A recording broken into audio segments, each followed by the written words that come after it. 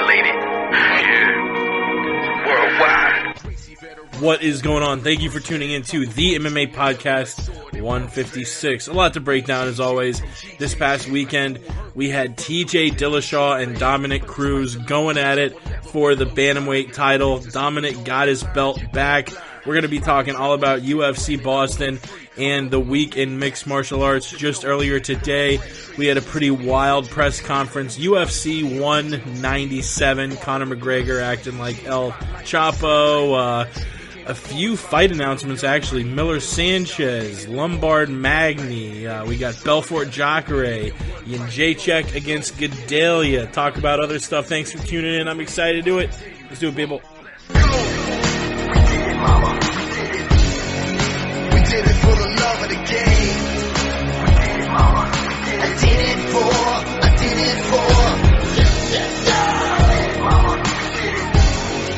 The game will never be the same.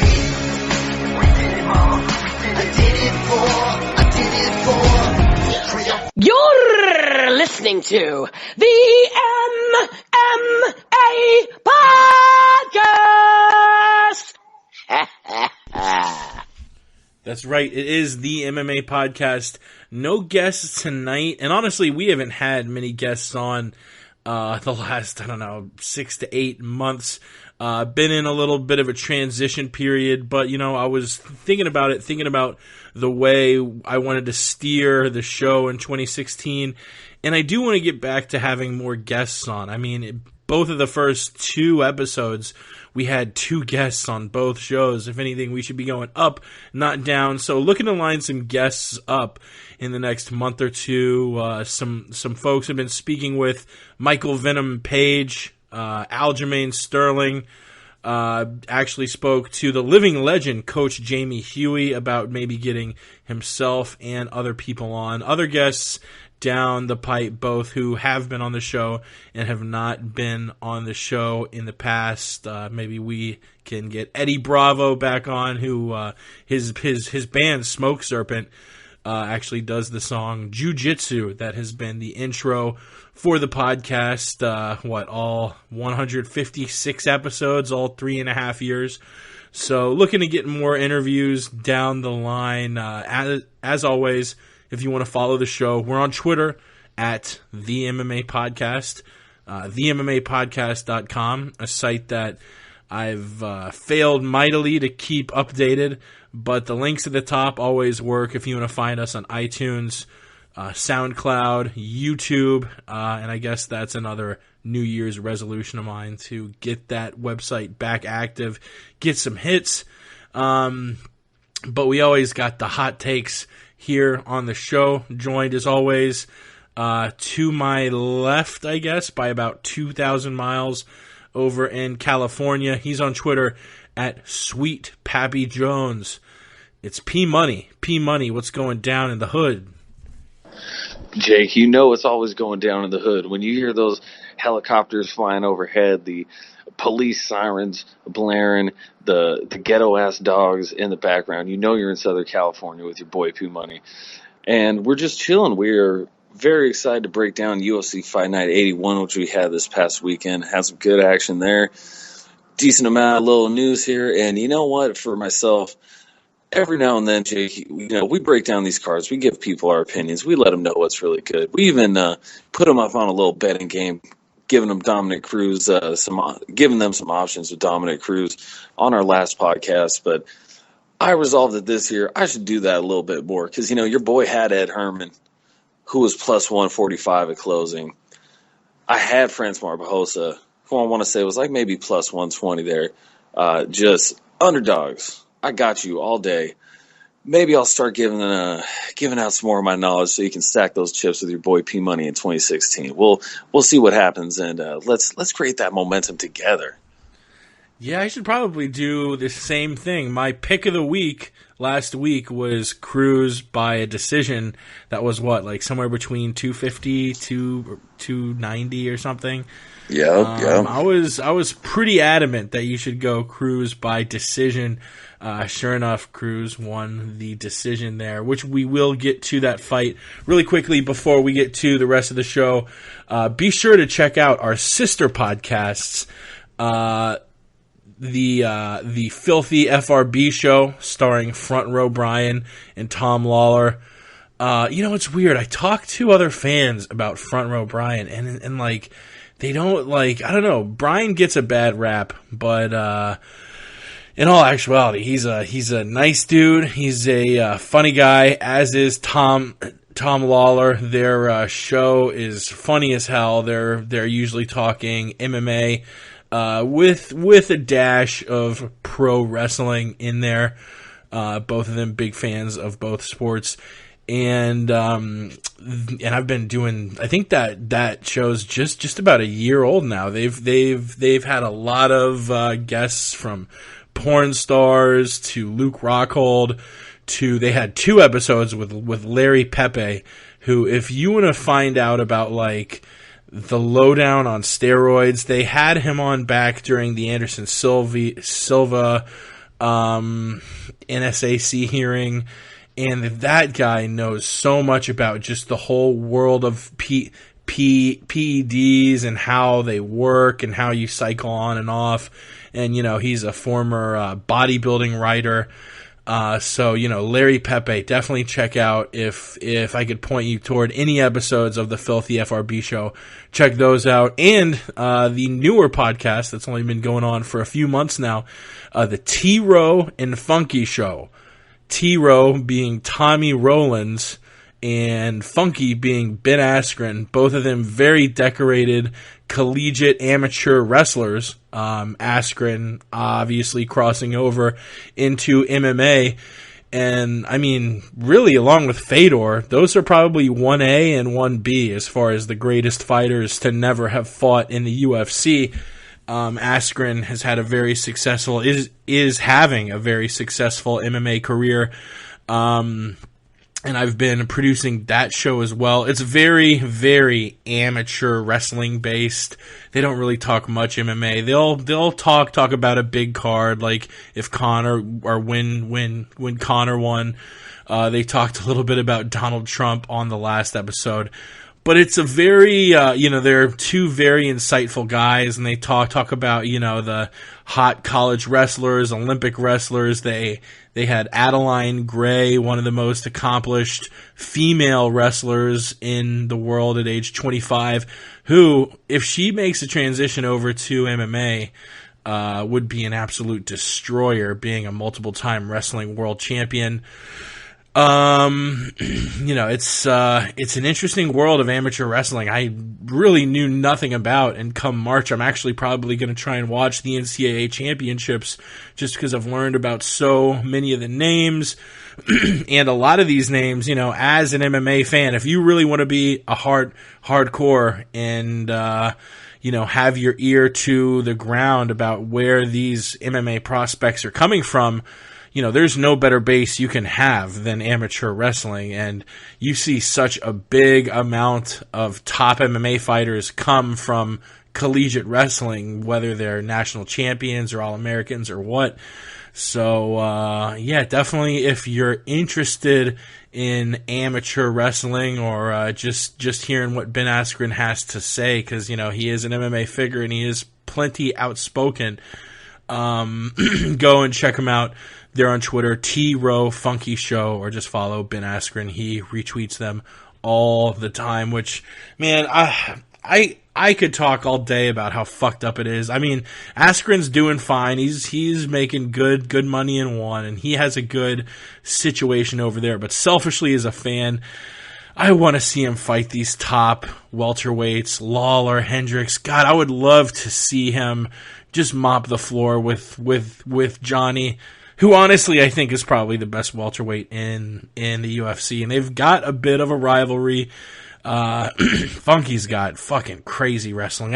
I really do think he would be UFC champ, and I said that before I started doing his show.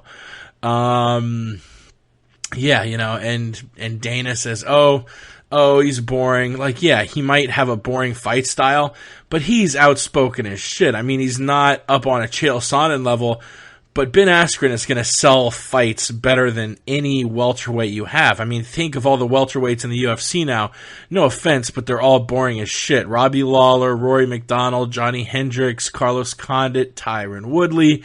They're all great fighters, but when you ask them to sell a fight, you ask them about their opponent. Well, I'm really looking forward. I really respect my opponent, and I'm going to go out there, and I'm going to give it all I got, and I know my opponent will too. He's real game. Like, they're all buddies. I fucking hate that. You want to know why Robbie Lawler and Rory McDonald are co-main event to a Conor McGregor fight. It's because Conor McGregor's selling the fights, and all these welterweights, all of them. I can't think of a single welterweight a single top elite welterweight who's fought for the title recently that knows how to sell a fight. Maybe the last one we had was Matt fucking Serra, who was making fun of GSP about like drinking wine or something. Like, GSP started this horrible trend of fighters respecting each other. And wording it sort of makes you laugh because, fighters respecting one another shouldn't be a horrible thing, but you can have respect for one another, still talk a little trash, still sell the fight, not, go complete, boring, be like, yeah, I really respect Johnny Hendrick, and I think he is a amazing specimen. Like, no, talk a little shit. Sell the fight. That's why Conor is making all this money and drumming up all this interest, because he's selling fights. And, it's not just welterweight. It's, frankly, almost every division. We rarely see the color that Conor and Chael pepper in, and we will play a couple Conor sound bites from today's press conference. And I don't know how, I was not planning at all on going on this random jaunt about Ben Askren and Conor McGregor and selling fights, but I don't know. I got a fire lit under my ass, Pat. I'm going wild here. You got a fire lit under your ass. And a fire lit to the bong. Right. That's right. We smoking Dro and talking MMA, yo. And you know, bro. I guess let's get straight to UFC Boston. It was this past Sunday. I guess I had a few people tweet me like, "Hey, you said it was Saturday. It was really Sunday." MLK, one of the greatest Americans ever, a true legend, and he did so much for racial equality in this nation. But you're kind of fucking up my UFC rhythm. I mean, I'm used to all these Saturday cards, and MLK, you're throwing me off with a Sunday card. January 17th in Boston. A lot of fun fights. I guess like we usually do, let's just start with the prelims all in one bunch. You mentioned a couple underdogs. You hit Herman with a second round TKO, Patrick Cote with a second round TKO. Paul Felder, Darren Cruikshank, a heartbreaker. Cruikshank had his moments, landed that sweet chin music, I think in the first round that looked, almost identical to a Shawn Michaels move of legendary status, but Paul Felder ended up getting his first his first, I think, career submission, a rear naked choke with a minute left in the fight. Unfortunately for a friend of the show, Darren Cruikshank, I think he was one of those two guests we had on the first episode. Who else? Luke Sanders and Chris Wade, both with first round rear naked chokes. Ilir Latifi smashing Sean O'Connell in 30 seconds. He's got a few early stoppages now in the UFC, albeit none of them really against that impressive of an opponent. Charles Rosa and Francimar Barroso with unanimous decisions. Rob Font, another fighter, scoring a second-round TKO on the prelims. I guess I'll save the main card for later, but what stood out to you on those prelims, P-Money? Well, as you mentioned, Jake, Paul Felder versus Darren Cruikshank. That was a great fight on the Fight Pass portion of the preliminary card. That was a actually featured bout on the Fight Pass portion, and that was one that just lived up to the billing. These guys, they were throwing the heat. As you mentioned, Darren Cruikshank with a nice HBK-style sweet chin music landing on Paul Felder. Not once, but twice. The first one that landed was more like the tip of the foot, more the ball of the foot, but the second one was... Music. It was beautiful. Pure heel.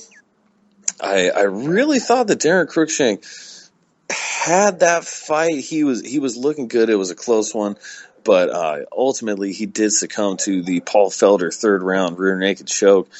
Luke Sanders, I should say. I apologize.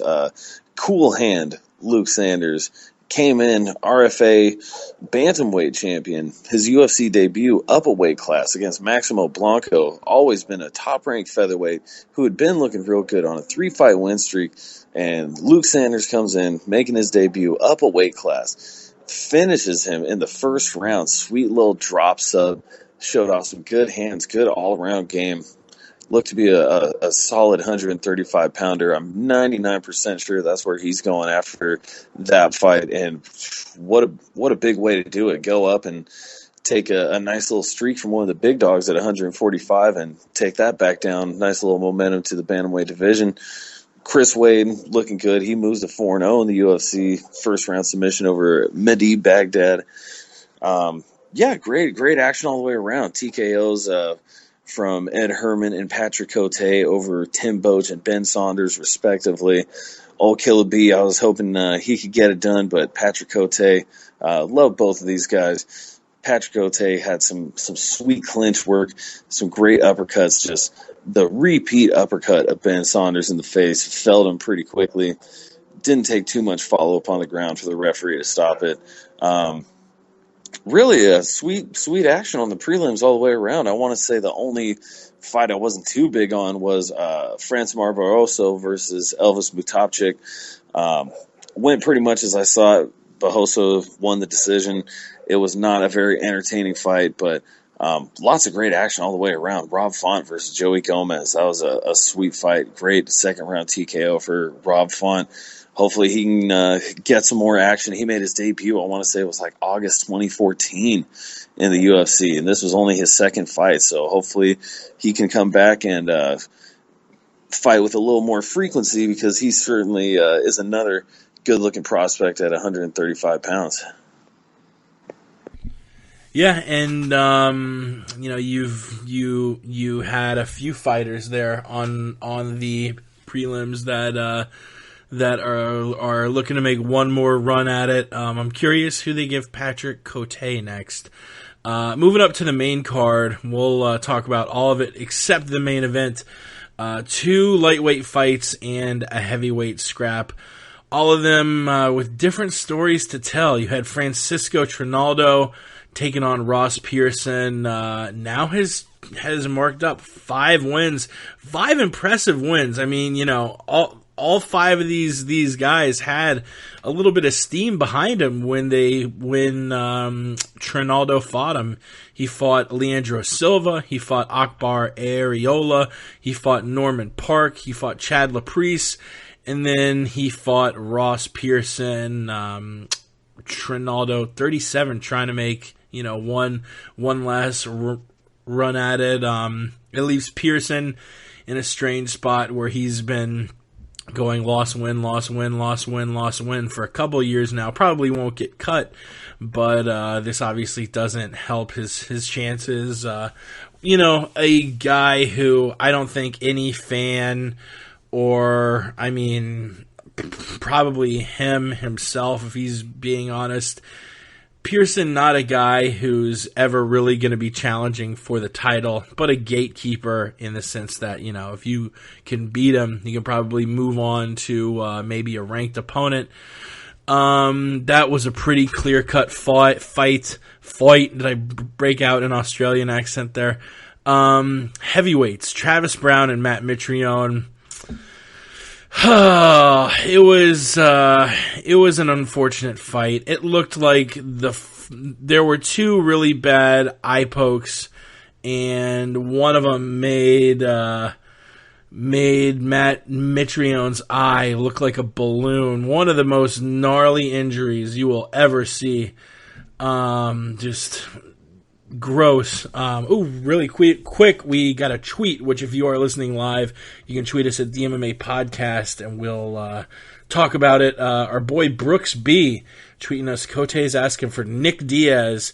May not be a big enough fight for Nick's liking, plus I think he'd roll through Cote. I agree with all that. Maybe if the Predator can get another one or maybe two high-profile wins, but, we rarely get to see Nick Diaz fight, so when he fights, I'm pretty sure the UFC would match him up with someone bigger. So I do definitely agree with you in that sense, and in the sense that he'd probably roll through the Predator. But yeah, going back up to the main card, Travis Brown, man, just one of the he's getting a ton of hate, and maybe deservedly so. I mean, he in the post-fight presser, I'm not going to play the whole clip, but a reporter asked him, like, hey, so do you think there should be a rematch in that fight? Because it ended under kind of shitty circumstances of Mitrione's eye being blown up like a balloon because Brown poked him twice, hard. And Brown's like, a rematch against who? And the reporter's like, against the guy you fought tonight, Matt Mitrione. Why do you think there'd be a rematch? Because a lot of people are, on social media are kind of unhappy with the result because there were two pretty big eye pokes, and that seemed to shift the tide. What? Do you think there should be a rematch? And the guy's just like, I don't know. Like, obviously trying to intimidate this guy for asking an obvious question, acting like a straight asshole. So, all the hate that's coming Travis Brown's way, you can't really feel that bad about it when he's acting an ass to, these guys aren't malicious asking questions. It's an innocent question. No reason to be a douche, Travis Brown. Come on, son. In a lightweight fight, Eddie Alvarez against Anthony Pettis. I had a pretty big Pettis Cruz parlay. It wasn't that big, but for me it was big. It was like $10. Man, Eddie, this fight did not go down the way I thought it would, and I think it was a brilliant game plan by Eddie to wear out Pettis, which I was not expecting. He sort of did the wall stall that Johnny did on Robbie Lawler in the rematch. Just sort of would push him against the fence, and Pettis didn't have the strength to get off of the fence, was not able to land the flashy stand-up he usually was able to land. The first time through, I scored it a draw, because I scored 1 to Pettis, 1 a draw, and then the third round to Alvarez. But I think Eddie should have won the fight. The first 2 rounds were very close, and the third round was pretty obviously to Eddie. So Eddie's the only one who clearly dominated a round, so I was not upset seeing him win a big upset at lightweight. Eddie was having trouble really getting a solid win in. He got a very razor close win in against Gilbert Melendez before that loss to Cerrone, and that was all we'd seen of him in the UFC. This win against Pettis is a big one. It sets him up. I mean, this moves him up quite a bit, moves him not to the front of the line, I don't think, but pretty decently close to it. I'm pulling up the rankings right now, just thinking off the top of my head who's in the front of that line. Eddie, according to the rankings, is at the front. He's now number 1 to Rafael dos Anjos. We obviously know Conor McGregor will be the next challenger for that belt, but we have Eddie at 1, Habib at 2, Pettis and Cerrone at 3 and 4, Ferguson at 5, Nate Diaz at 6, and Michael Johnson, who we'll get to a little later, coming in at 7th. Pettis and Cerrone, I don't really think you can talk about in the title contention pool. Pettis coming off a loss, Cerrone just having lost for the title. So there's really just 4 names you have. You have Alvarez, Nurmagomedov, Ferguson, and Diaz. With Conor fighting for the belt next, I would imagine that you would have those 4 guys. You would make 2 fights between them and figure it out. Between Alvarez, Nurmagomedov, Ferguson, and Diaz. Here, I'll save that for the next talking point. But what did you think of these 3 main card fights before we dive into the futures of the lightweight division? Well, unfortunately, I felt that the Fox Sports 1 portion, the main card, was slightly anticlimactic compared to some of the quality fights we got on the prelims. Ross Pearson versus Francisco Trinaldo, that was a decent affair. Wasn't super on the edge of my seat. Serviceable fight. Travis Brown versus Matt Mitrione, that started off as a good scrap. It was just marred by the thumb gouging. And you're completely right about Travis Brown. His complete douchebaggery at the post-fight press conference for that. Complete, totally trying to alpha up on this reporter. Oh, do you think there was controversy? Do you think it was controversial? Bro, fuck out of here. Travis Brown, oh my goodness. Not pleased to see him get the victory. Matt Mitrione, a classy as a guy as there will ever be. And how fucking tough. I believe they said at the post-fight press conference that the shoulder injury that happened to Mitrione, apparently that's something that just happens. The old meathead shoulder. And so God bless him. He's just a tough guy, always classy. Was hoping to see him come through with the upset there, and he certainly seemed to be. He was doing very good in that fight up until the egregious eye thumbing there. Quite terrible to see how that went down. Anthony Pettis versus Eddie Alvarez. I mean, that was a fight. Jake, I know you and I both had Pettis in this one. I think a lot of people had Pettis very soundly. The thing is, everybody from Clay Guida, we saw Clay Guida implement the strategy, just grinding out Pettis. But Benson Henderson could not emulate that in either of his fights.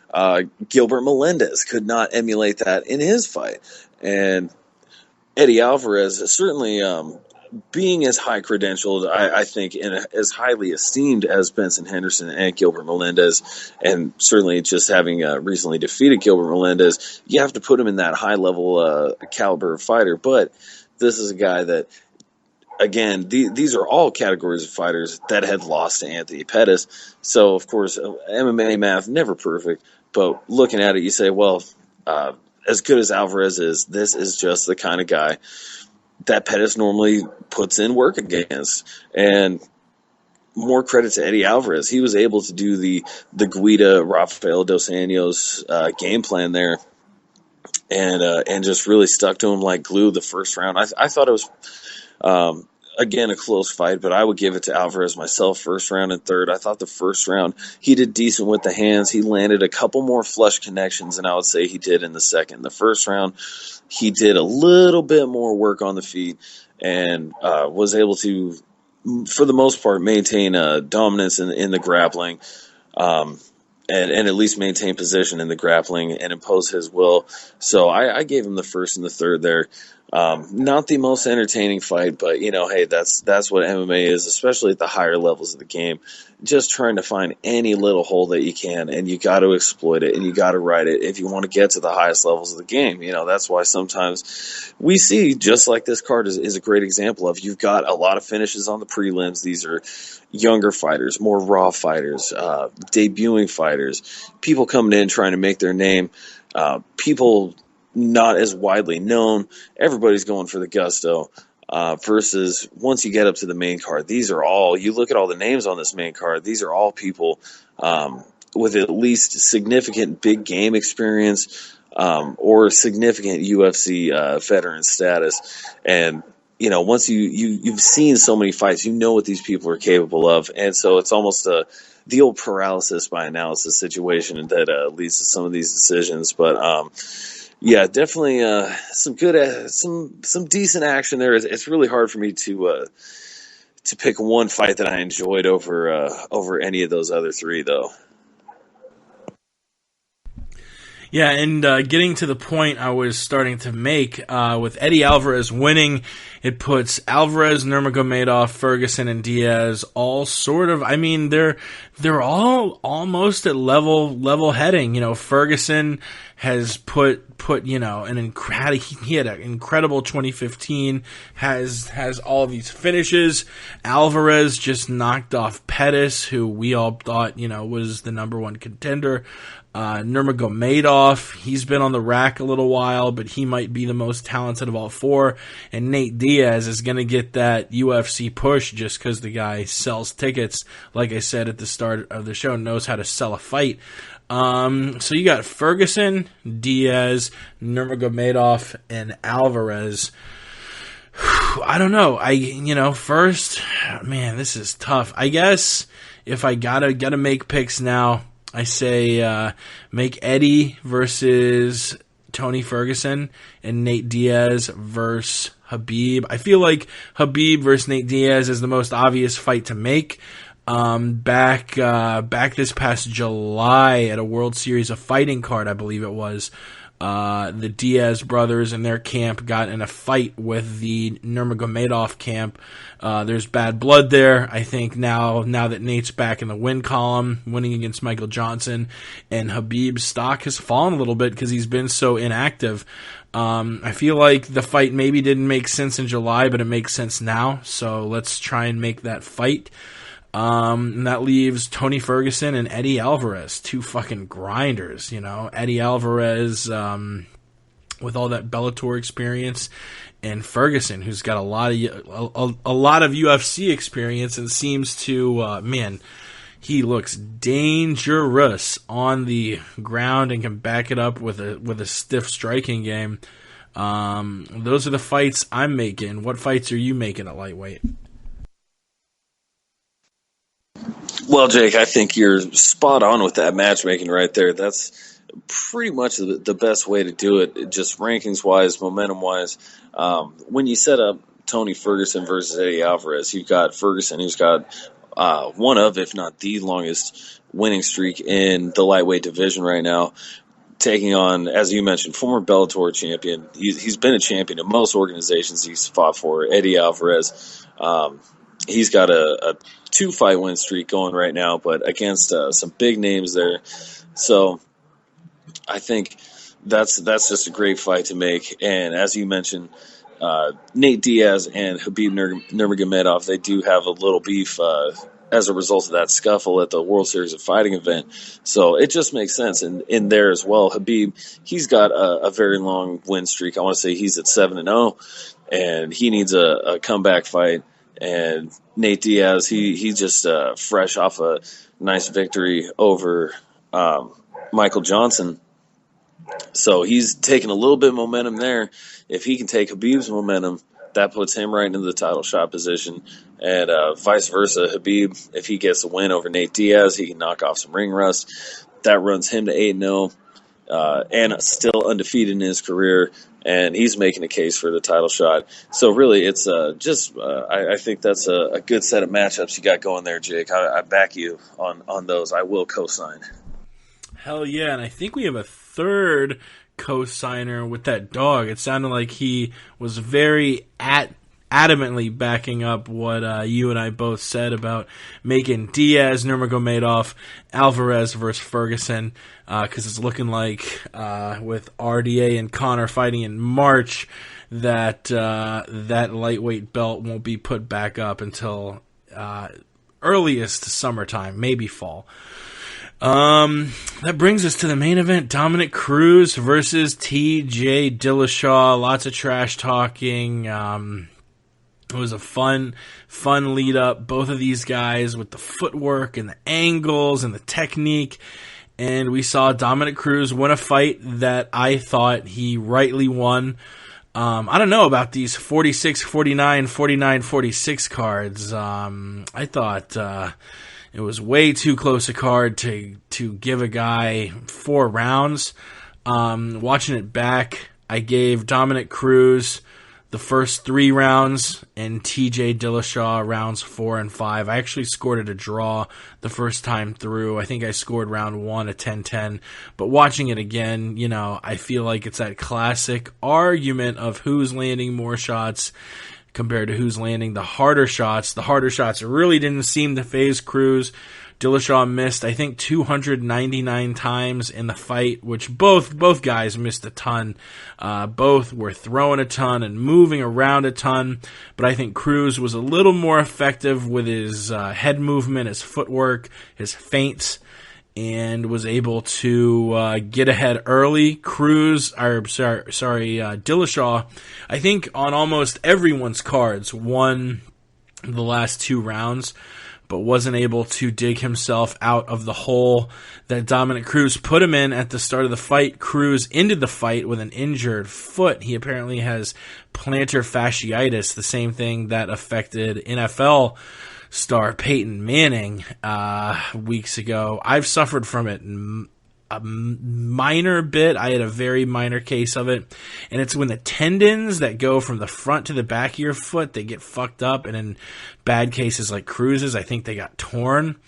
And you literally, when it was minor, I could barely walk to the bathroom at night. And here's hoping that a guy who's just been plagued by all these injuries won't have to suffer any downtime. Because Cruz looked, he looked like his old self. There was no ring rust involved.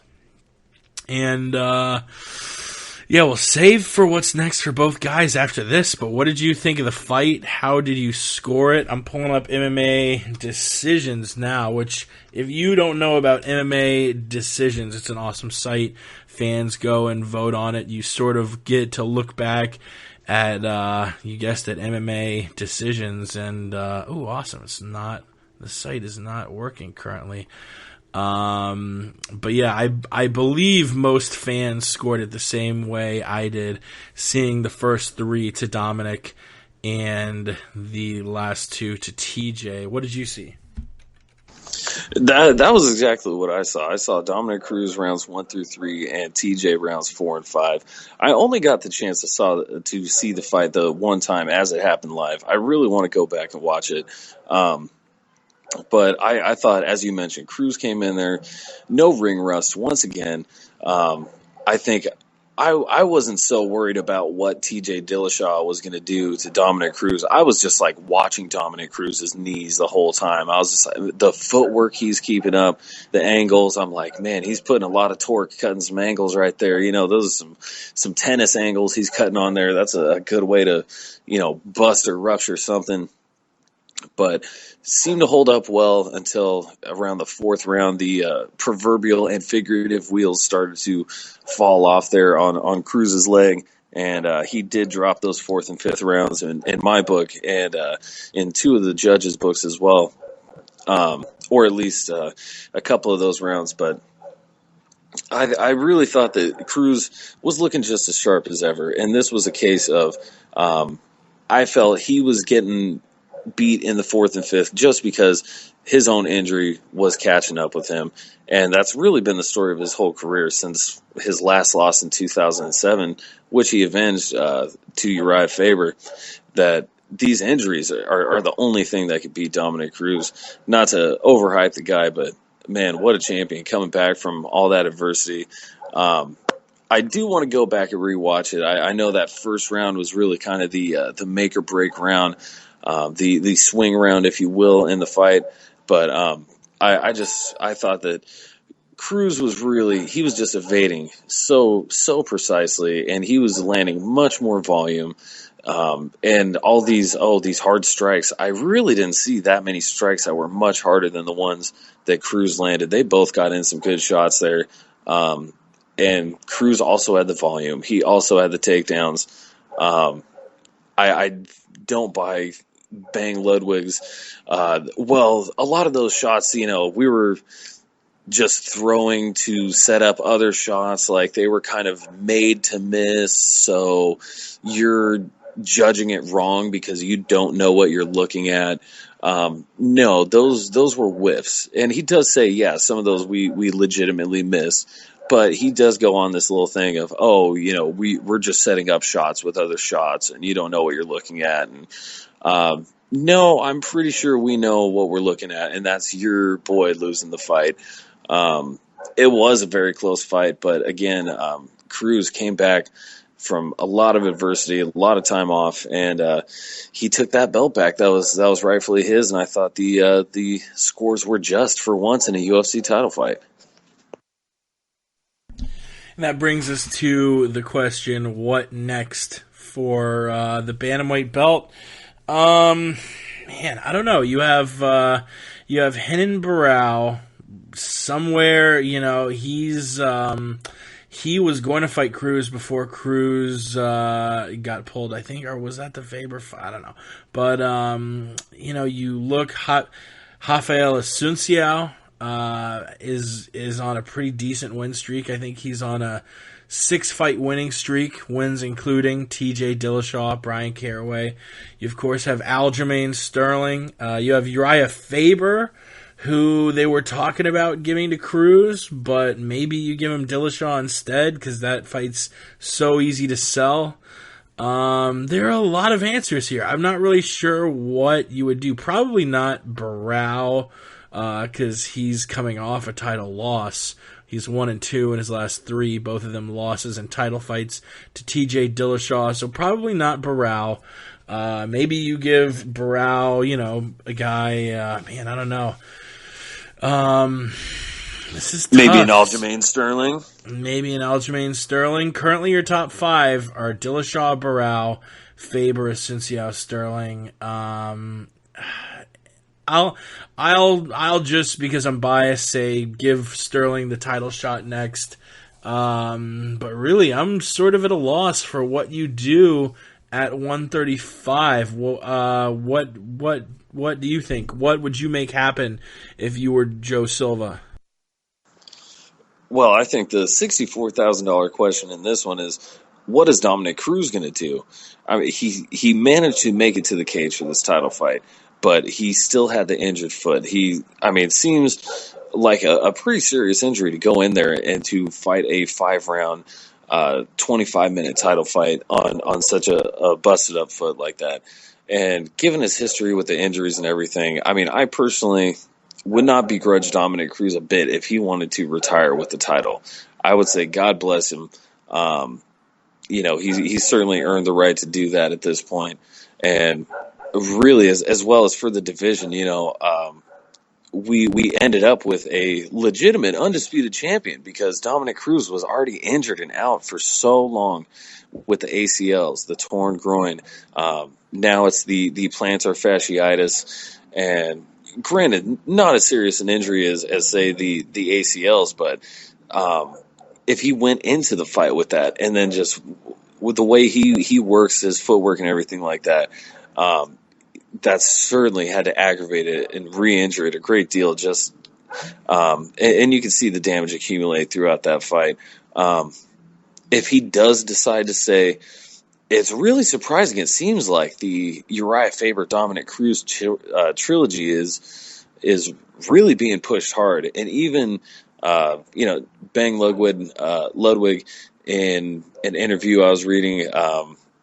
I forget if it was MMA Fighting or MMA Junkie, one of those. But he basically said, you know what, if they want to go ahead and do Faber Cruz 3, we don't mind. And so, certainly I think that would be more of a long-term option if that's something where Dominic Cruz says, you know what, I've got X amount of fights on my contract. I want to fight out all these fights. Maybe they do do the trilogy fight with Faber, and then if Cruz is able to be victorious in that, then maybe they go ahead and do the rematch with T.J. Dillashaw. Give Dillashaw a tune-up fight. Depends on how the timetables play out with that. But yeah, it all depends on Cruz, and there's a lot of different ways to go. We do have some solid talent right now at 135 pounds. Definitely some guys that could come in. I mean, Sterling, that's a good fresh name, as you mentioned. He could very well get in there and mix it up for the title. Undefeated himself. He's taken out a lot of big names. He's coming out of the championship, Sarah Longo Academy. So he could certainly make a run. That is a guy that Dominic Cruz has never faced. And Dominic Cruz, if we're not forgetting now, he has beaten a good majority of the guys in the 135-pound division, a good majority of the guys that are still top contenders. There's really only a select few, as you mentioned, Renan Barão, guys that he hasn't fought. But right now, Renan Barão, he's in no position to be fighting for the title. And really, I don't think the UFC would do that. So, yeah, we got to see what Dominic is doing. But I wouldn't mind an immediate rematch or the Faber trilogy if Cruz does end up staying with us in the UFC. All right, here are a couple potential scenarios I cooked up.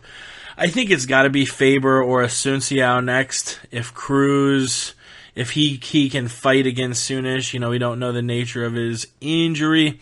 If it's Faber, if Cruz fights Faber next, then you make Aljamain Sterling and T.J. Dillashaw, and you make Rafael Asunciao and Renan Barão. And whoever wins their fight the most impressively gets the next title shot. If it's not Faber, if Asunciao gets the next shot, you make Uriah Faber versus T.J. Dillashaw, and you make Renan Barão against Aljamain Sterling. Or just feed Brian Caraway to Aljo and let Aljo mop the floor with him. But, Aljo should be coming back to the UFC soon with a better deal. So, once he's fighting for that big money, the UFC isn't going to want him to sit around.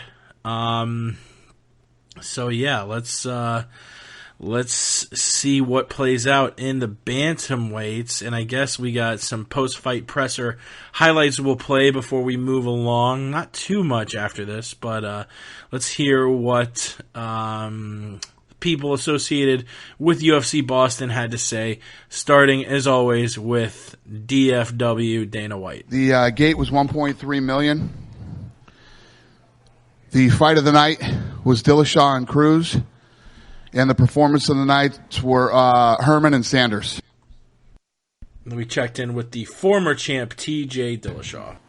It's tough, man. It's a tough one to take. I definitely didn't perform to my best either. I maybe threw a little too hard and could have touched a little bit and set some things up. And thinking back on it, yeah, I messed up. But I still think I won. I still think I won that fight. Yeah, it was, man, I do feel bad for Dillashaw. This is obviously an experience he's never had before, losing his championship. But, Pat, I think you referenced it when you said you watched the presser, just the douche chills. Every time Cruz talked or said anything, Dillashaw's gritting his teeth and no. Like, dude, chill. Let the champ have his due. Don't sit there in your seat squirming because you're so angry you lost the belt, which, it's funny, man. I almost want to play that Uriah Faber interview. It's a little lengthy, so I probably won't. But Faber kind of got on to the fact that Dillashaw's got a bit of a temper, and he was worried that, once Cruz starts dodging all these punches, Dillashaw's temper might start to take over. Dillashaw, not really a guy who has outbursts. You don't see him screaming or having a temper. But I can sort of see, when he's got that quiet look on, the guy seems like maybe he's one of those people who just bottles it up, and he's known for hurting training partners. And Faber in the same interview talked about how Faber would have to cool him down after training sessions because he'd be super pissed off he got tagged or something. But, yeah, we'll check in with Cruz, then it'll go back to Dillashaw, and then back to Cruz one more time before the presser highlights wrap themselves up. Here's the new champion at 135, Dominic Cruz. I don't know how to put it that when you went through what I've had to go through with the injuries, you can't really put yourself in this situation. You kind of got to actually erase it from your mind in order to get through the injury. And then after you get through the injury, then you got to look at the 12-week camp that's in front of you, because your camp has to be twice as long because you haven't fought in so long, and you're fighting for 5 rounds instead of 3. So then after you look at the camp, then you got to look at the weight cut. And then after you get through the weight cut, then you can look at the fight. And then after you get through the fight, you end up here, and I haven't even had a second to take it in. Just here. No, man, I felt very prepared coming to this fight. You know, the camp change had nothing to do with it. I did my last camp out in Colorado as well. I felt awesome coming in, you know. Rough camp with getting a staph infection through it and having to deal with that and messing up my cardio. But, you know, that's just something you got to deal with. It comes with every camp. But I definitely feel like I won that fight. You know, I mean, pushing forward, being the aggressor, landing the bigger shots. I just don't understand how you can't score it for that. I haven't even gotten a pat on the back for the win. I'm already getting asked who I'm fighting next. It's like, I'm here. Just let me win. Let me be here. I'll worry about who I'm fighting next when it comes. I don't care right now. I just want to be here and be in the moment, be up here with these other guys that fought their hearts out. I mean, TJ fought his heart out. He's got a sweet suit on. Travis fought his heart out. All these guys, like, let's be here with that instead of worrying about matchups right now. And that did it. Which I heard that breathing. I was like, that's definitely not me. I'm muted. That's not Pat. I think that was Dana White breathing hard on the mic after it was all over. There's one more clip I looked for a second ago. I wanted to dig up that I thought was interesting. It was backstage with Dominic Cruz. I can't really find it right now, but basically alluding to oh shit. Terrible podcast. Yeah, I can't find it, but basically saying, you know what? I'm going to meet with Frank and Lorenzo, and we are going to talk about money because I want to get paid, which you cannot doubt him. I mean, he's you know, Ariel really Helwani staked his claim. No, Ariel, shut up. Staked his claim for being, you know, not just a top fighter at bantamweight, but a top pound for pound fighter. I think this is the clip I'm looking for. It's a few minutes long. Well, I hope not. I just got to get an MRI on it. I think it'll be fine. Plantar fascia tendonitis is one of those things that you can just kind of rest it, I think, and it'll be fine. I have a small 180-day suspension, I think. So over that time, I'll rest it. I'll rehab it. I'll stay obviously working, because that's what I've done this whole 4 years. If anybody knows how to rehab an injury, it's me, so I'll be okay. 2 last quick things. If you had your choice, and I know it's very fresh, instant rematch, Uriah, part 3, Demetrius, anyone else comes out, what would you like next for you? You know, I want to sit down with Dana. I want to sit down with Lorenzo and talk about some money. That's what I want to do. And all those guys are so good that you just named that I just want to get paid for it. And I'll take any of them out. And final thing, would you say, and you've had big moments in your life, is tonight the greatest moment of Dominic Cruz's life? No. The greatest moment in my life was realizing that I didn't need a belt to be happy. Wow. I can't imagine how much happier you are now. Love that, man. Cherry on top. Yeah, Dominic Cruz. Powerful thing. Congratulations. So very happy. Powerful. Dominic Cruz. Hard not to like the guy. One of my top 10 favorite fighters. I will admit a little bias. Claiming title wasn't the best moment of my life. It was realizing I could be happy without the belt. Since when do you hear that from any fighter? Especially hearing it from him the night they win back the belt that they haven't had in years. He gets it back. Oh, is this, you know, the greatest night ever? Like, no. The greatest night was realizing I could be happy without it. Like, damn. Powerful Dominic Cruz. never hear that from any champion in any sport. Which, we were just talking about the Pettis-Alvarez fight and who next for Pettis, and we really didn't talk about that. We talked about the top 4 winners. We talked about Ferguson, talked about Alvarez, talked about Diaz, Nurmagomedov, but Anthony Pettis, we didn't really talk about who he should be getting off a loss. Maybe Michael Johnson. And Michael Johnson on his Instagram, which if you want to check it out for yourself, is at Menace155, M-E-N-A-C-E, if you can't spell that, 155. And he posted the picture is from the movie Warriors, with his head cropped in. And this is equally creepy as it is funny. This is what Michael Johnson posted on Instagram today. Anthony Pettis, come out to play. Anthony Pettis, come out to play. So, Menace referencing the Warriors movie. I thought it was funny. I cracked up. I saw comments calling him a creeper. What did you make of when I played you that sound clip right before the show started? Oh my goodness! I mean, I love the Warriors. Classic '70s gang movie. I thought it was obnoxious. Yeah, a little bit creepy, but obnoxious. I dig the reference, though. I can dig it. I think matchup. I mean, I guess at this point, with Pettis coming off of 2 losses, Michael Johnson. Goodness, I have to take a look at his record. I'm actually not clearly recalling if he's coming off 1 loss or 2 at this current point in time, but I think certainly seems to be a decent fight. But yeah, Michael Johnson definitely a little creepy with that. That voice is just out of control there. And you know what? That was the more lighthearted side of news this week. Kind of a shitty part. I'm gonna be borrowing a segment from our boy Ramses, who's on Twitter at the Aunt Jimmy Show, which he was the longtime co-host of this show. The number 1 conspiracy theorist in mixed martial arts. His own show, The Word on the Street. It's been on hiatus for a long time. Ramses had to get a lot of stuff straightened out. Actually, he's been doing a lot better in his rehab. Pardon me. And I do think The Word on the Street will be making its return with myself, Ramses, and Coach Jamie Huey in the next couple months. I'm going to borrow a segment from The Word on the Street.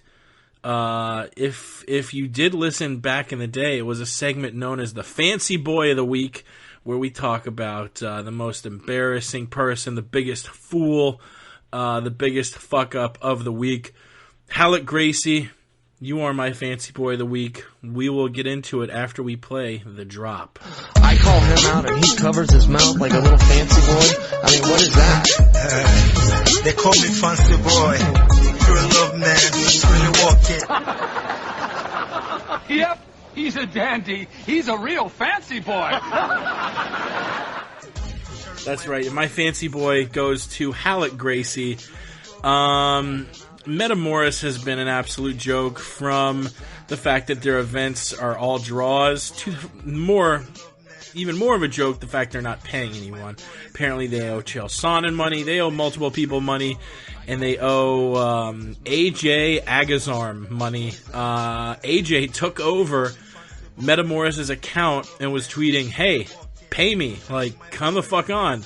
And Hallett Gracie posted this long comment on AJ's Instagram, and I'll read it. It says, "You will get your money when it makes sense. Stop trying to make this all about you. I never demanded silence. Most athletes just know where my heart is, and they believe in me to make things right. We need to be strategic with payouts between events, and you know that. The industry is a struggle. all excuses, all bullshit excuses. We need to be strategic with payouts. That's not a good enough excuse to not pay your fucking fighters, Halleck. Has nothing to do with trying to disrespect anyone, and quite the opposite. When we last spoke, you didn't mind the delay in your pay and just wanted to be in the Metamoris Pro event. Holding your Instagram hostage is petty and doesn't do anyone any favors, and it actually disrespects the people we may owe because it devalues the brand that owes them and makes it harder for them to get paid, including you. But your ego couldn't see that. Congratulations on making a mess, and thanks for showing me what you're really about. Motherfucker, thanks for showing the world what you're really about. Talking about pettiness and ego and disrespect.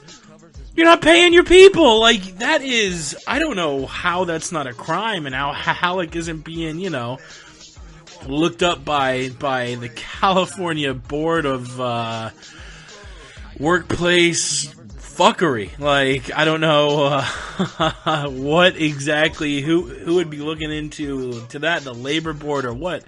But it's a complete sham. Halleck Gracie, you fucked up. Pay your fighters and then shut the damn business down because you're not doing anything. Any thoughts on Halleck before we move on from the fancy boy?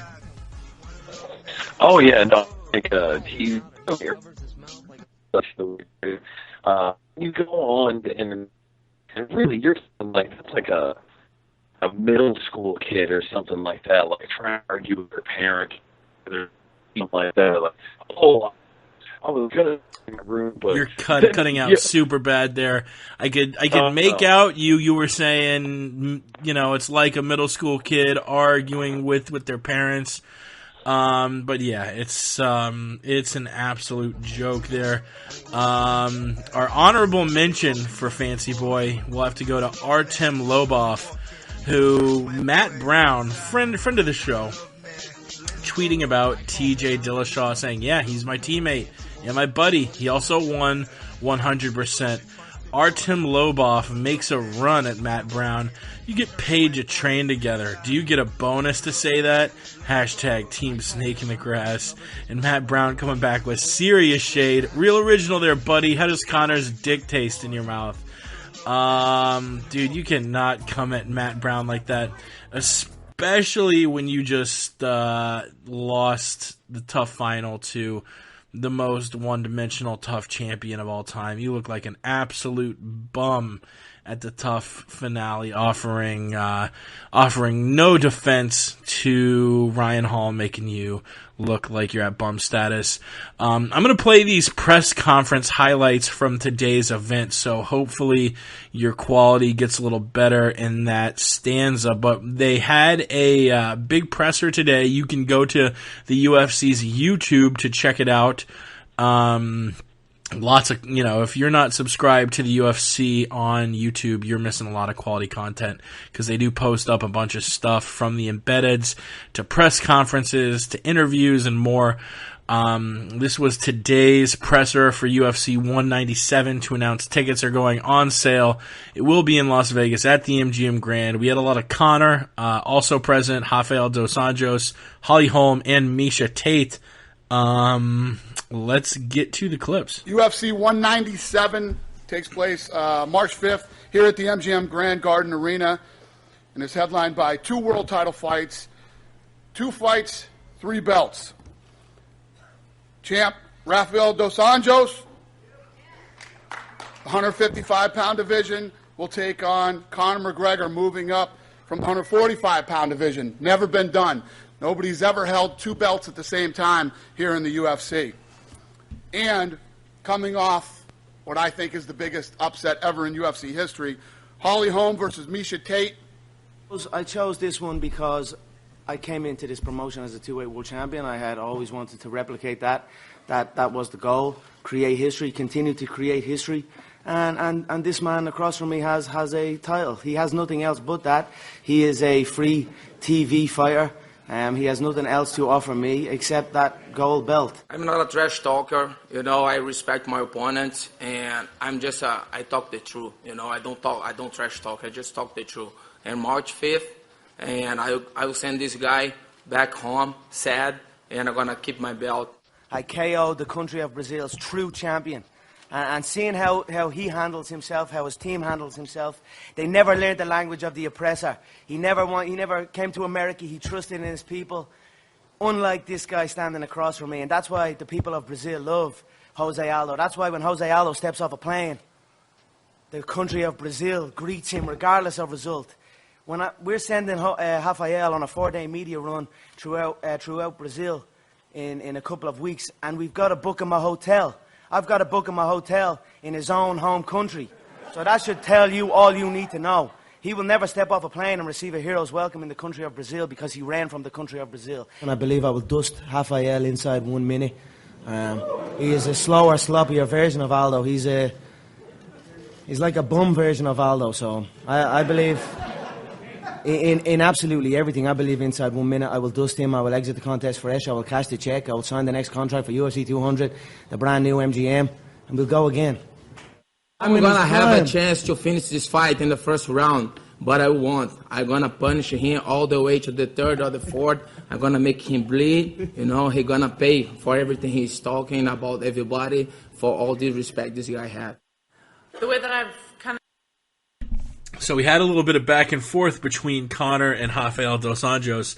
I didn't pause it to specify who was talking because I feel like it's pretty easy to be able to tell the difference between an Irish and a Brazilian accent.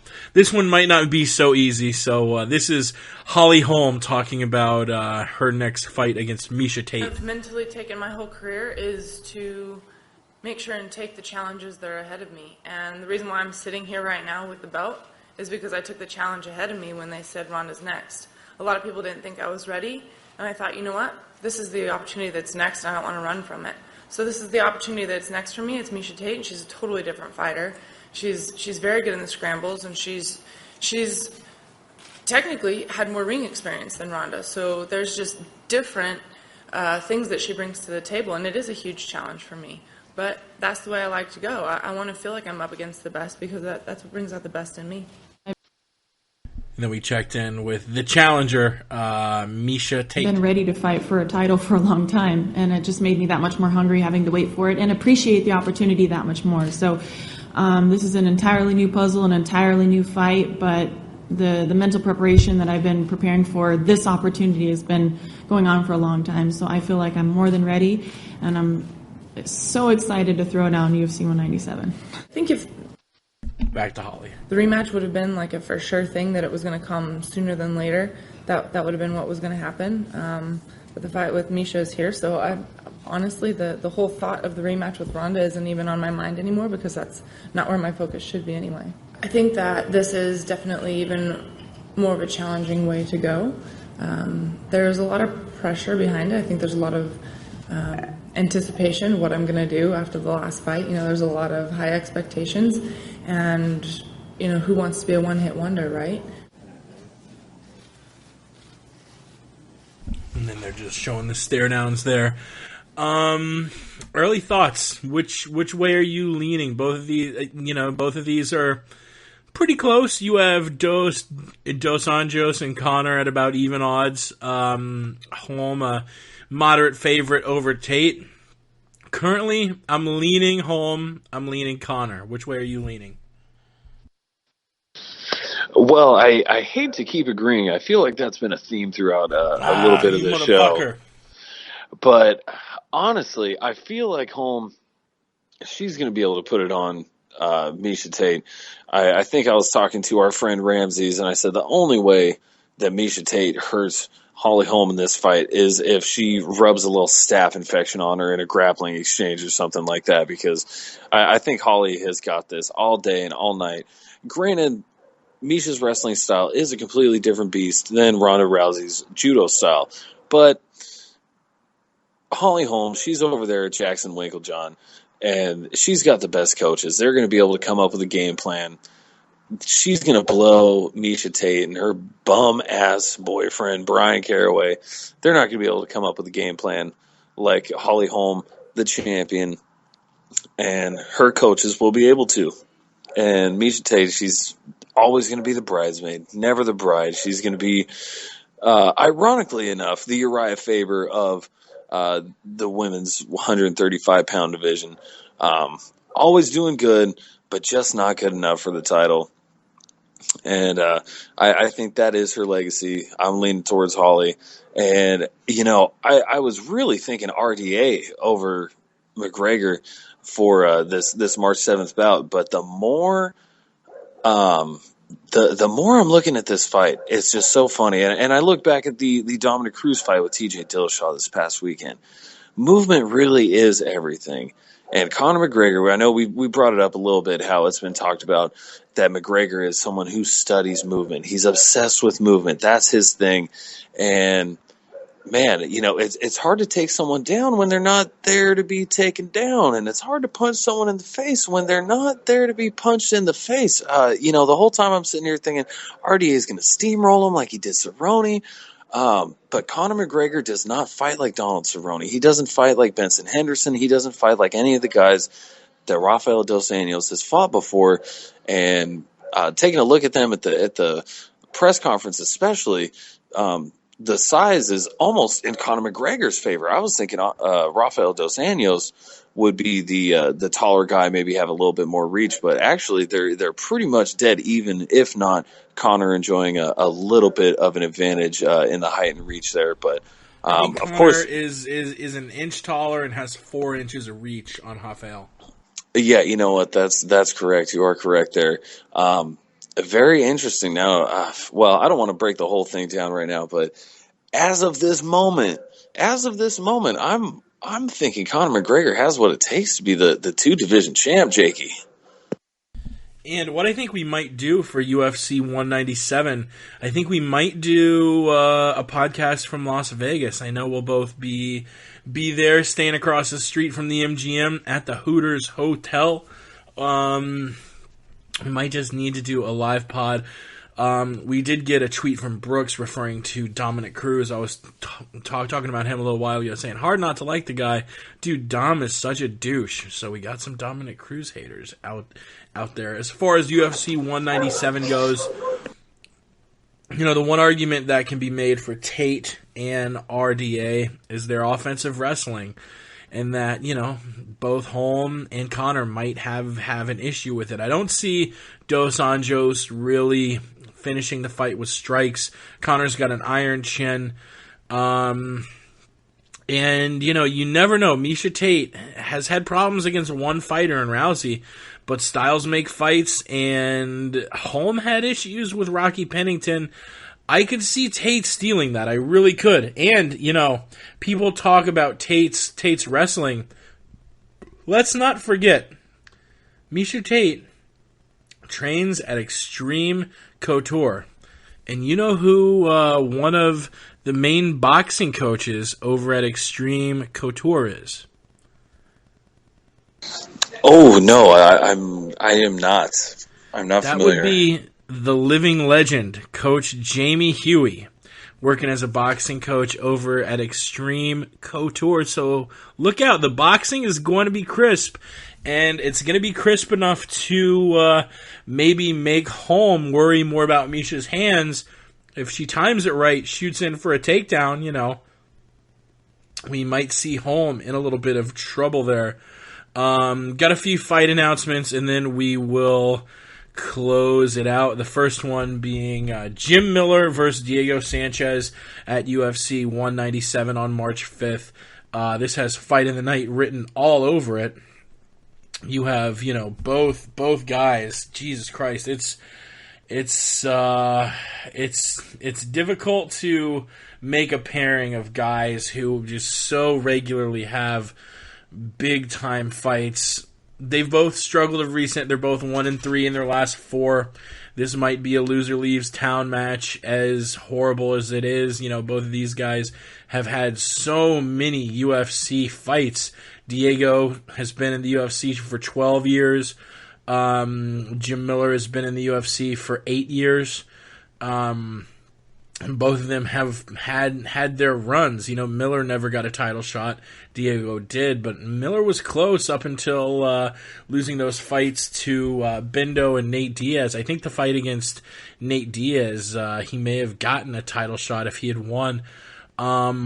both of these guys, have had awesome careers, both potential UFC Hall of Famers. I mean, they've both got impressive wins. Stylistically, the way I'm looking at it, all of Diego Sanchez's wins since 2010 have been bullshit wins. He is 4-3 in his last 7 fights. Or sorry, 3-4 in his last 7 fights, and it should be 0-7 because the 3 wins against Martin Kampmann, Takanori Gomi, and Ross Pearson weren't just bad decisions; they were highway robberies. So, in my eyes, Diego Sanchez has not won a fight in his last 7. Jim Miller, coming off a loss to Michael Chiesa, who's a killer at 55. Those other losses in his last 4 fights to Beneil Dariush and Donald Cerrone, who are both killers. So I am leaning toward Jim Miller in this one. This one that we'll either see probably early on in the pay-per-view or maybe as a prelim headliner. Early candidate for Fight of the Night, though. Who are you picking between Jim Miller and Diego? Well, for this fight, I'm certainly leaning Jim Miller. Unfortunately, he seems to be a little bit removed from his days when there was the Frankie Edgar Gray Maynard logjam, the title logjam in the 155-pound division, and Jim Miller was able to put together that 8-fight win streak, a fantastic streak, which Nate Diaz ended up ending, if memory serves. And Miller has been a bit more up and down since then, maybe 2 wins, a loss here. He has had a couple losses now. But I think altogether, he's still much better in the game than Diego Sanchez is. He's got crisp boxing. He's got solid jiu-jitsu. His hands are a lot tighter than Diego's. Diego swings wild. I mean, really, I think that this is a fight you got to give to Jim Miller. And for that reason, I'm picking Diego Sanchez by split decision. We have a few more fights to break down, but we just got a tweet from someone listening in. Jason is Suxor. Go and follow our boy Jason on Twitter. Saying, you guys are badass. Love the show. Thank you very much. I'm glad you asked Cheers, this mate. Because we talked about talking about it before the show, and then we started blowing Dro and forgot about it. He said, what do you guys think about Penn returning? How far can he climb the ranks to the belt? As most of you know, I'm an unabashed Penn supporter. Man, I think that at Jackson's, the ceiling is very high. I think apparently he wants to fight at 45. Lentz said, no, you're not fighting me at 45, but luckily Nick Lentz isn't the president of the UFC and can't force Penn to fight up at 55. Apparently Penn wants to fight at 45 again and is fighting with one of the best coaches in the sport, the best game planner in the sport, Greg Jackson. It'll be interesting to see him go from a fight where, can you think of a fight where a fighter went in with a worse game plan than Penn Edgar 3? Penn Edgar 3 is up there with Zingano Rousey, as just worst game plans ever. BJ Penn, was walking around like a flamingo, like he had a rod up his ass, and got embarrassed by Frankie Edgar. Penn in his last 7 fights has won a single fight. Now granted, going into this 7-fight streak, he was the UFC champion. Of his 5 losses, 3 were against Frankie Edgar, who's an absolute monster. He KO'd Matt Hughes and lost to 2 welterweights, 2 good welterweights, in Nick Diaz and Rory McDonald. So I don't know how much we really can glean from that. A bunch of folks were like, oh, he's going to get smashed. Lentz would kill him. Lentz isn't near the level that Frankie Edgar is, and obviously he's not near the level that 2 elite welterweights and Rory McDonald and Nick Diaz are. So I really don't know what we can make of his recent fights. He he got embarrassed by Edgar, but what percent of that was him going in with a bizarre game plan, you know? I mean, and at least he held in for nearly 15 minutes against Edgar, where, you know, Mendez stood in for 18 seconds? I don't know if BJ Penn can rise to be a champion again. Just looking at how great all these current champions are. That said, I think he could fight his way into the top 10. And I'm not saying a title is impossible. I mean, as a unabashed BJ Penn supporter, seeing him lift the UFC gold again would undoubtedly be my favorite moment in the sport ever. I'm not gonna, hang my hopes up that happens, but I do think if he gets a winnable matchup, that he could very well have a good fight and end his UFC career the way it should. BJ Penn, a fucking monster, shouldn't end his career being mollywopped by Frankie Edgar to lose his third straight fight. That's not how it should end. It should end with him mollywopping some bum named Nick Lentz and wiping the mat with him. I think with Greg Jackson, the game plan will be there, and I don't know how many fights. That's another big question mark. How many fights does he want to come back for? 1, 2, 3? If he wins, it'll be hard to resist that, that temptation to keep fighting and keep moving up the ranks. So it'll be interesting to see what happens. It's official as of this week. He's training with Jackson. So not only does he have a master game planner in his corner, a master coach in his corner, and, Wink too, but he's surrounded by killers. He's training with guys like Cerrone, John Jones, Holly Holm, John Dodson, Alistair Overeem, Andrei Arlovsky, Carlos Condit, a lot of really good fighters over at Jackson's. And I am, reasonably more hopeful than I was when, it's like, oh, he's training in a outdoor pavilion in Hilo, Hawaii that overlooks the waves, and he called his friends over, and he's training with his friends in Hawaii. They're just blowing dro all day.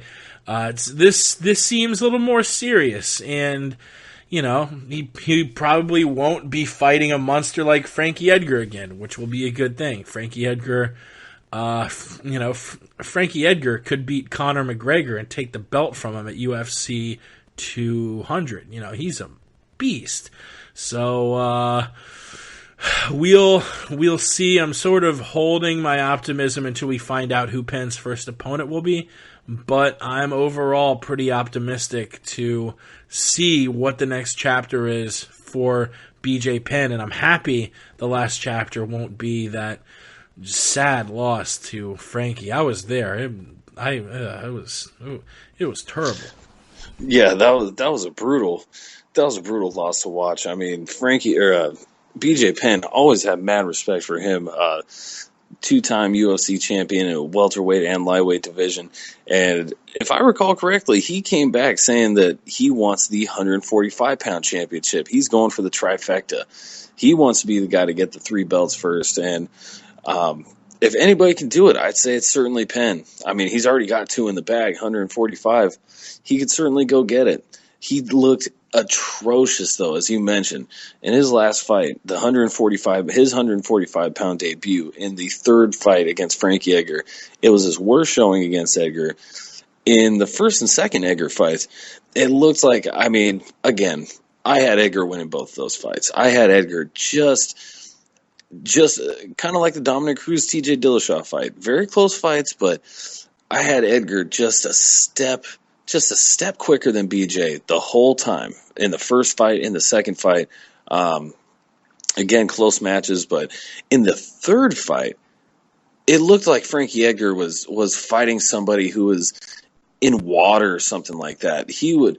It was like Frankie Edgar would hit Penn, and he would just be like 5 seconds late swinging it at air. Just I don't know if it was a bad weight cut, what the issue was, but it was a terrible game plan. I don't know in what universe BJ Penn would have decided that even fighting like that was a good idea. A man of his credentials, I mean, I would think he would be able to drop a better game plan on his own than what he went out there for. I couldn't understand it in any way, shape, or form.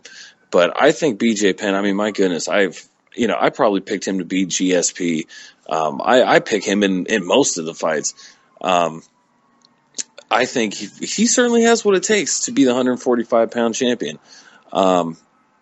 But I just think it's maybe a little too late. As you mentioned, he's over there with Greg Jackson's MMA.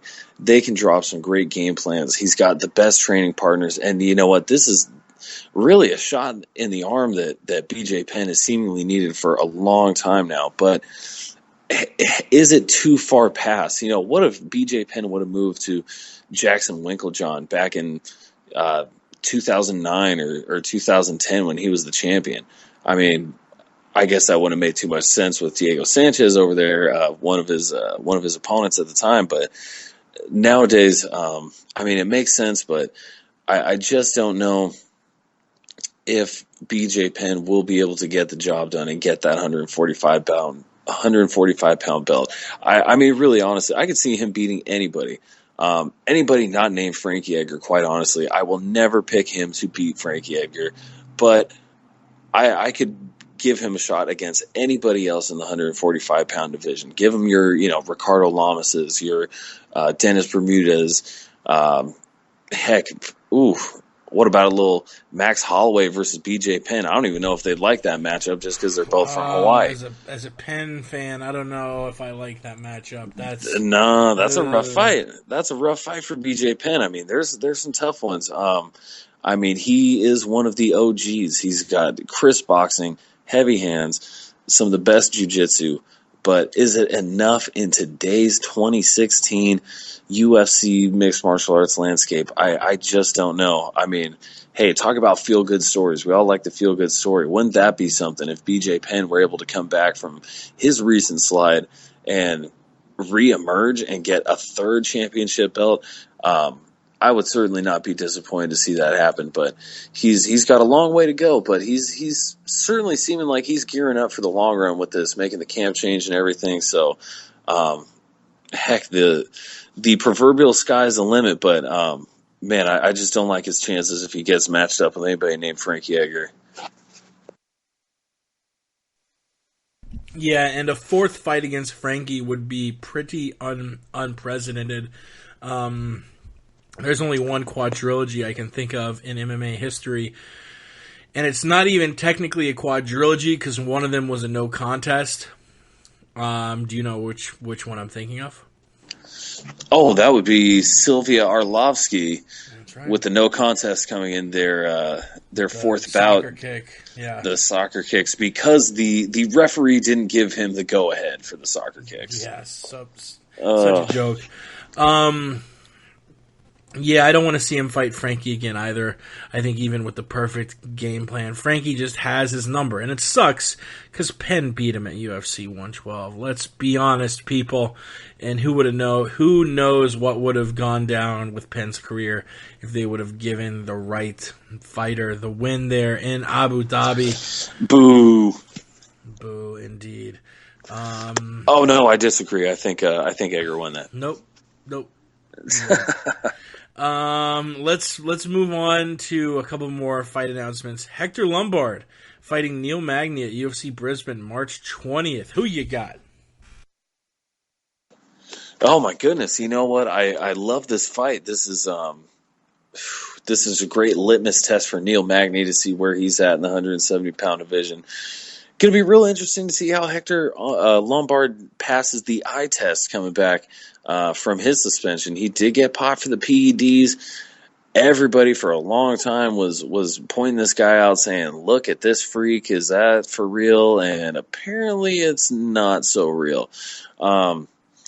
So this is a good one. As we know, Neil Magny, he's just been on an absolute tear. I'd have to pull up his record, but his only loss in his last 9-10 fights coming to Damian Maia. Other than that, he's just been performing exceptionally well. He did win a narrow decision against Kelvin Gastelum in his last fight. So he's been taking the right steps up in competition. And this is another step in the right direction. I think he has my goodness, the UFC, they must be pissed at Hector Lombard. He's like 5'6" coming in here, taking on the 6'3", 6'4" Neil Magny in the 170-pound division. That's going to be a lot for Hector Lombard to overcome. Neil Magny, he's been tuning up his striking a lot lately. He's got some good. He's fighting long. He's doing very good with his reach in the 170-pound division, in my opinion. And I mean, my goodness, Hector Lombard, he's going to have a lot of ground to cover. I don't know if he's got the ground chops. Well, I mean, he has the ground chops certainly, but just with his opponent, I don't know if it's going to be enough. I mean, certainly it's not the Damian Maia, Neil Magny skill disparity that we have here. So it's going to be much closer, and I think that Neil Magny has what it takes to get it done here. Hector Lombard, and of course, he's probably going to be getting tested out the wazoo, so he will not have those added benefits that he's been enjoying, at least in his last UFC fight, and who knows throughout the entire duration of his career. So I think Neil Magny gives him a rude welcome in his return fight to the UFC. And, I'm not going to agree with you. I'm taking Hector Lombard. Yes, Magny has looked impressive of late. In his last 10, he's 9-1. His only loss, a rear naked choke to Damian Maia, who himself, Jesus Christ, is on a tear. But I don't think Magny necessarily has the strongest chin. Obviously, what each guy's game plan is going to be. Magny's going to try and make it a long fight, use his gas tank. Lombard's going to try and finish him. Magny will probably be a favorite, but Lombard can land clean. And Magny was getting a little dusted up by Hyun-Gyu Lim in his last win that didn't go to a split decision. Magny's last 2 wins were split decisions against Eric Silva and Kelvin Gastelum. Both of them got their licks in. Magny is hittable. You don't want to be hittable against Hector Lombard, so I'm going to take the Cuban, Hector Lombard, in this one. Moving right along, 2 more fights left to break down. Belfort versus Jacare, a fight I actually said was probably going to get made last week when Yoel got tested. I said, well, this makes Weidman Rockhold 2 pretty much a certainty. And with that fight going on and Bisping Silva locked up, I feel like for Jacare, that only leaves Vitor Belfort as an opponent that makes sense. And that's the fight we'll see May 14th in Brazil. Vitor Belfort fighting Ronaldo Jacare Souza. We'll see how far forward the winner of this fight will be to getting a title shot. You would think that after Weidman Rockhold 2, that the winner of this fight makes the most sense for the next title shot, so we might have a title eliminator here in Brazil. As far as who I'm taking, Belfort is off the juice. Jacare has been looking deadly. Should have won a fight against Romero, who was on the juice. I scored that Jacare Romero fight to Jacare. Thought it was a robbery. And I have Jacare winning this fight by finish. I think he gets a TKO or submission victory in the second round. Who you got? Oh, man. Well, I'm glad we disagreed on the last fight because we're back to agreeing again on this one. Jacare is just going to he's going to murk this bum, Vitor Belfort, the disgraced former champion. Jacare, he's just too deadly. He's got the good striking. He's got the lethal ground game. we saw what happened when Chris Weidman took down non-TRT Vitor and just absolutely made him his bitch. He looked like he had no place in the ring there with Chris Weidman. Jacare, and I must say, I put Weidman's grappling skills very high. If I'm not mistaken, Jake, didn't Damian Maia beat Jacare in a grappling match? I would have to go back and do my research, but to be circuitous here, Chris Weidman did butt fuck Damian Maia on the ground in a mixed martial arts match, completely just 100% through grappling prowess. He 100% out-grappled Damian Maia on short notice. A lot of people didn't like the fight because it was so boring.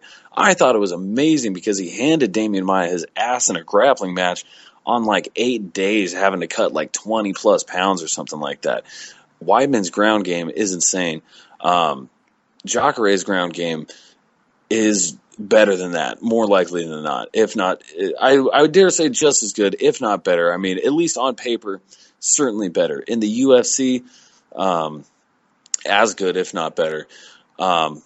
Jacare, barring the Vitor Belfort early Hail Mary swinging for the fences, Vanderlei Silva fight, barring him catching him with some early thunder, which of course he's always able to do, and mixed martial arts, hey, that's why they fight.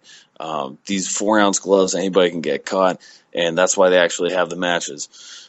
But I think Jacare, he's going to be able to work him. I wouldn't be surprised if he put some knees or elbows on old Weidman, toss him to the ground, subs him out. I'm certainly thinking a violent and emphatic finish in this one for Jacare as well. And the final topic before we get out of here, the champion at women's strawweight, Joanna Jędrzejczyk, fighting maybe her arch rival, Claudia Gadelha.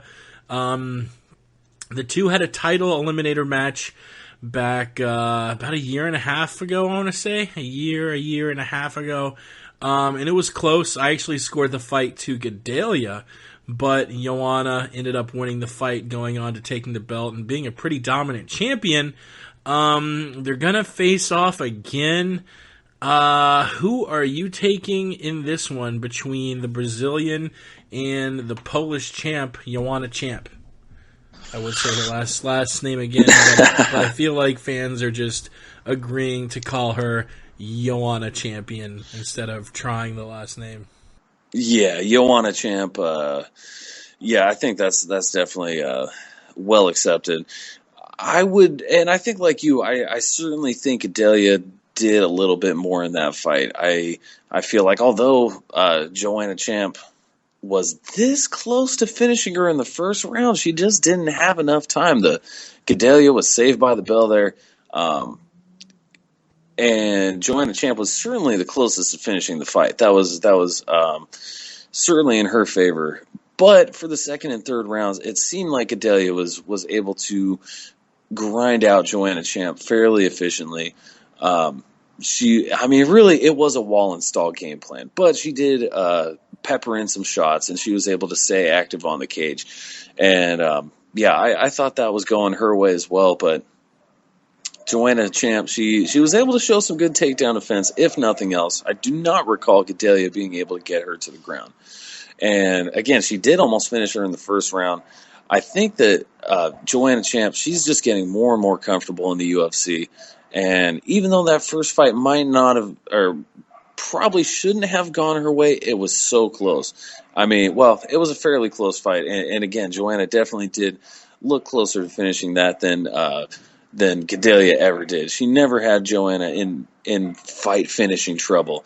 I think the momentum and the experience being on Joanna Champ's side, her having the belt, her having defended the belt multiple times, and against big, tough girls. Her last fight against Valerie Letourneau, a woman that had previously fought at 135 pounds, and it was a very close fight, but Joanna was able to win that against the taller, longer,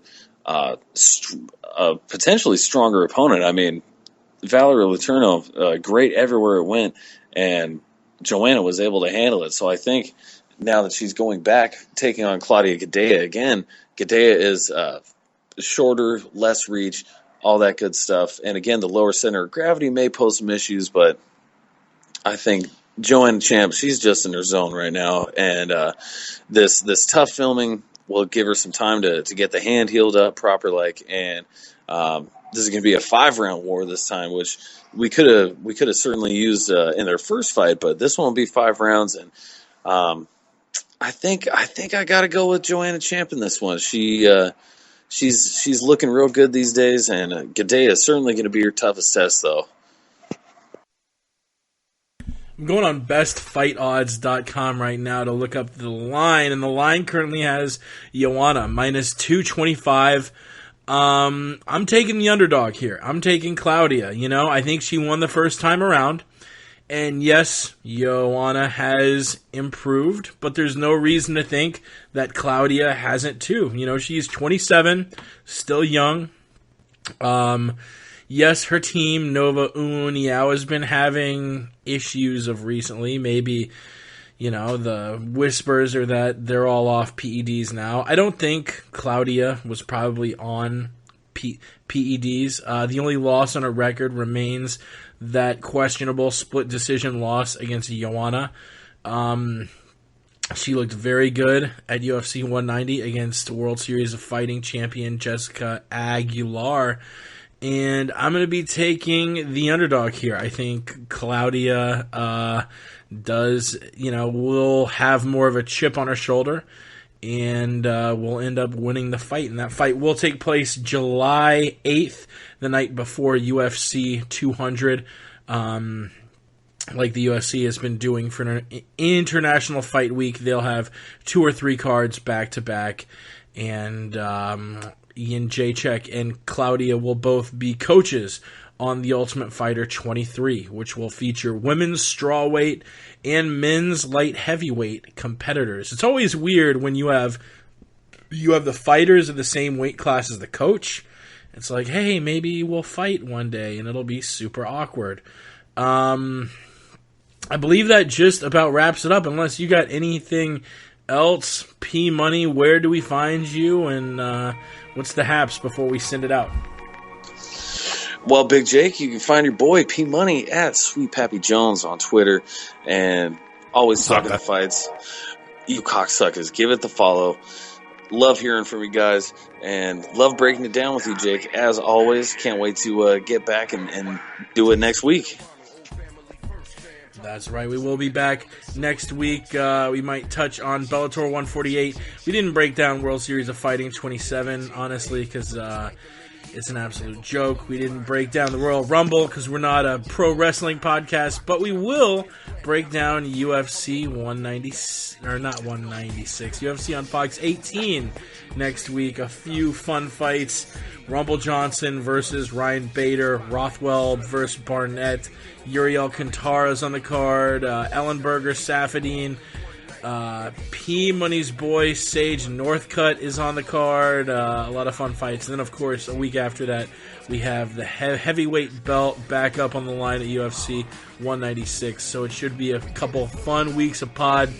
As always, shout out to all of you. Ross Finkelstein, C. Lowenstein, Wesleyan Eagle, AH, Yao, _ The Truth, Hiro Shinwoo. Nice. I just got a tweet from Wesleyan Eagle, AH, that reads, "Fuck you." So, big shout out to Team Sonnenman over there. But yeah, we will be back. Shout out to Brooks. Yeah, Brooks B, VJ Jeans. Of course, Mystery at Mystery Meds, who does the outro. Like I mentioned at the top of the show, check out the T-Row Funky Show, the Filthy FRB Show. Thank you for listening to the MMA Podcast. We will be back next week.